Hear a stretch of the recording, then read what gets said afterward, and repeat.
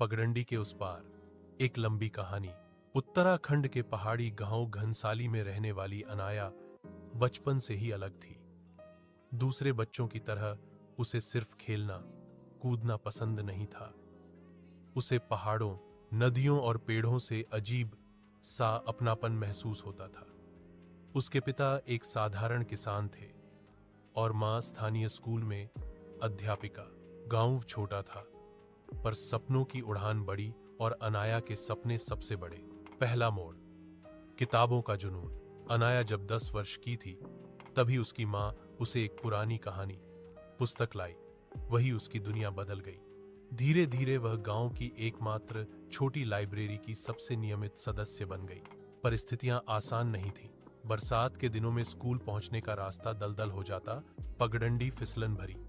लेकिन अनाया बारिश, धूप, ठंड किसी से नहीं डरती। उसके भीतर ज्ञान के प्रति ऐसी आग थी कि वह उसे आगे बढ़ने पर मजबूर करती। दूसरा मोड़, पिता की बीमारी। 13 की उम्र में उसके पिता गंभीर रूप से बीमार पड़ गए। खेती का सारा काम मां के कंधों पर आ गया। आर्थिक स्थिति कमजोर हो गई। कई बार अनाया को स्कूल छोड़कर खेतों में मदद करनी पड़ती। रात को लालटेन की पीली रोशनी में वह पढ़ाई करती। आंखों में नींद और दिमाग में चिंता, लेकिन मन में दृढ़ता।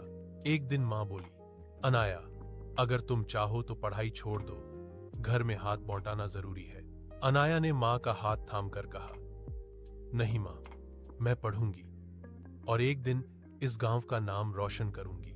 तीसरा मोड़, प्रतियोगिता। गांव के ब्लॉक में एक लेखन प्रतियोगिता रखी गई। विषय था मेरे सपनों का भारत। अनाया ने मन लगाकर लिखा। उसकी रचना इतनी भावपूर्ण थी कि निर्णायक भी दंग रह गए। वह फर्स्ट आई।